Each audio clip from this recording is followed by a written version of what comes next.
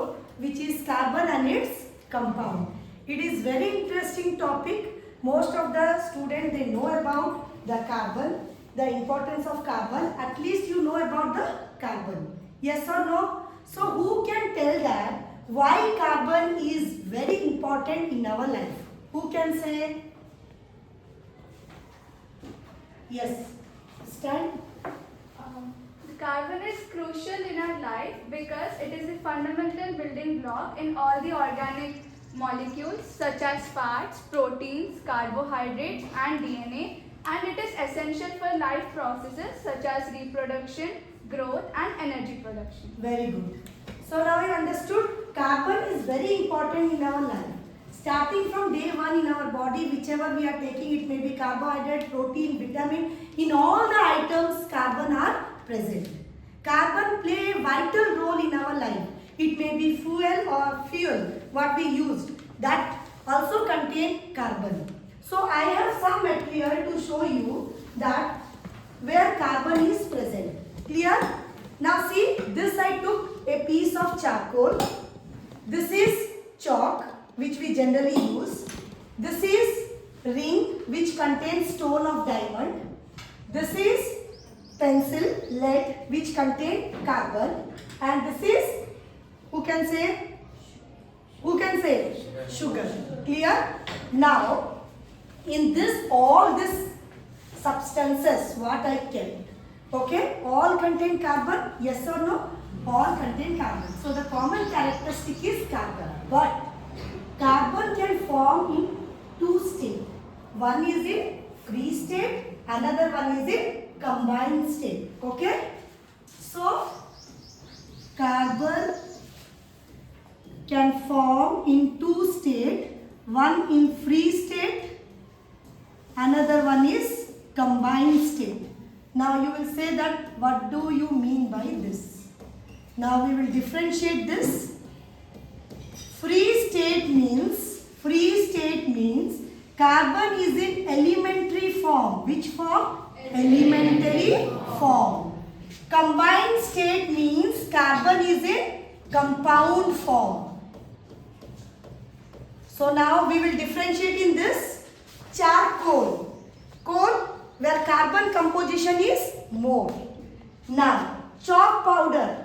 What is the formula of chalk powder? Calcium. Very good. Calcium carbonate.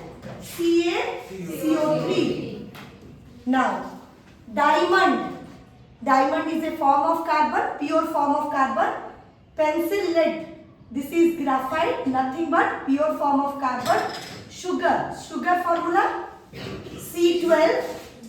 H22O11. Clear? Now we will differentiate in free state and in combined state. Now, where carbon present is more, where the composition will be more, or the forms of carbon or the free form of carbon, that will come under which form? Free state. Understood? For example, charcoal, free state. Clear? Diamond, free state of carbon. Graphite, free state. Where? Combined state, calcium carbonate and sugar. C12H22O11. Because in that, hydrogen and oxygen are also present. Clear? Now we will come to the introduction of carbon. As you know that already taught in class 9, carbon is present in which group in the periodic table? Who can say which group? Yes. 14. Very good. 14th group in the periodic table. Okay? So carbon atomic number is 6. Who can say the electronic configuration of carbon? Yes. Stand. It is 2, 4. Very good. Clear? Sit down. Now the outermost electron is how much? 4. Now carbon need how many electrons to become stable? 4. Because carbon need to form octet. Clear? To attain the stability. So as we are dealing with hydrocarbons, as organic compound deals with hydrocarbons, so here we need hydrogen to become stable. Understood? So, carbon is a non-metal. Remember, it forms which bond? Carbon forms covalent bond. Then what do you mean by covalent bond? Covalent bond means they will share the electron mutually.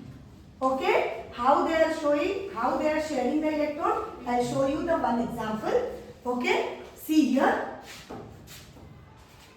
I will take the first organic compound, that is methane CH4. Okay? I will show you how to do this. Carbon outermost, how many electrons? 4. I will put dot. 1, 2, 3, 4. Clear? There are how many hydrogen? 4. 1, 2, 3, 4. Clear? Each hydrogen contains how many electrons? 1. So here I put cross to identification for hydrogen. Clear? Then they will share mutually and they will form bonds in this way. So this is one, this is one, this is one, and this is one. This is the structure of methane, and they share electron mutually to each other. Clear? So now carbon also becomes stable and hydrogen also become stable to form compounds. Clear? Now, if I will burn this substance, what is common in this? Carbon. Very good. Carbon dioxide is only gas evolved when you will burn this substance. Then what is the test for carbon dioxide? When you will take lime water, how you will test that carbon dioxide is present in that? Because most probably the gases are what? Colorless. There is no color in the gas. Is it color? No. So how you will come to know that carbon dioxide gas only evolved? It may be hydrogen, it may be nitrogen, yes or no? But how you will come to know that carbon dioxide gas only evolved? There is a confirmatory test. What test it is? Confirmatory. You have to take the lime water, make it soluble in water. Then when you are burning, when gas is evolving out, just you make the test tube, the mouth of the test tube to the slaked lime or lime water. It will turn what? Milky white. The lime water will turn milky white. That means carbon dioxide gas is conformed and the substance contain what? Carbon. Now, I told all the introduction, right? Now, who can say that carbon dioxide is versatile in nature? Why carbon dioxide here have versatile in nature? Who can say? Yes. Because so many properties we learned from now carbon, right? Who can say carbon dioxide is versatile in nature? Yes. Carbon is a versatile element and it can form single, double and triple bonds, and it's found in many different chemical compounds. It can take up the form of a cyclic, branch or even chain form. Very good. Okay, now we told some new things, right? Cyclic, branch and open chain structure, right? This all comes under what? The properties of carbon. Carbon has unique properties from different elements.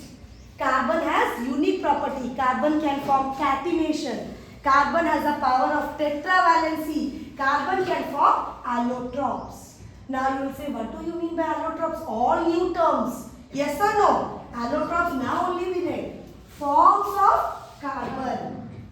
Forms of carbon. Okay, diamond, graphite, Buckminster fluorines. This all comes under what? Forms of carbon. Understood? That is called allotropes. Carbon has such a property that it can form in different form. That's why it has versatile in nature. It can form vast compounds. Understood? It can form in a chain form, branch form, cyclic form. Is it clear? Now, you have read some compound in organic and we are reading with organic. Yes or no? Have you know the difference between organic and inorganic compound? Organic and inorganic compound, because hydrocarbon is completely deal with what? Organic compound. difference between organic and inorganic compounds. Very, very important. Organic and inorganic compound. What is the difference? As I told, organic compound deals with what? Hydrocarbons.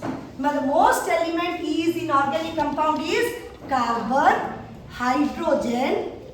Then you can add up some elements which is present in organic. They are nitrogen, and from halide group bromine, iodine. This all can be added to organic compounds.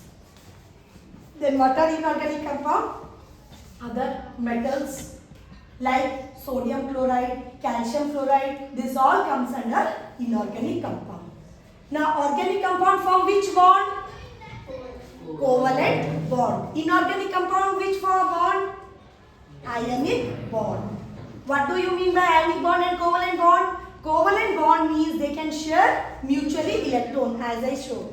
Inorganic means sodium chloride, metal will give electron, chlorine only will take. There is no mutual sharing of electron.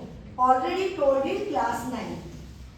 Understood? Again also if you want, I will show you. Sodium has atomic number 11. Its electronic configuration is 281. Chlorine atomic number 17, 287. Clear? Its outermost is 1, its outermost is 7. If sodium is donating 1 electron, sodium outermost will be 8 and chlorine outermost will become 8. So is there any mutual sharing? No. Metal share the electron, non-metal accept. Why they are sharing? Why they are accepting? Because of to gain stability. Yes or no? Yes. So inorganic compounds generally form ionic bond, whereas organic compounds form covalent bond. Organic compounds are generally soluble in organic solvents. Understood? Ethanol, methanol, benzene, they are soluble in that. Whereas inorganic compounds are soluble mostly soluble in what? Water. Understood? And organic compounds are not soluble in water. They are only soluble in organic solvent. Organic compounds have low melting point and boiling point. They can easily volatile. What do you mean by volatile? What do you mean by volatile? Easily vaporize. Understood? If you will burn the organic compound, it will easily vaporize. Whereas inorganic compound, they does not easily vaporize. So they have high melting point and boiling point. Understood? No problem up to here?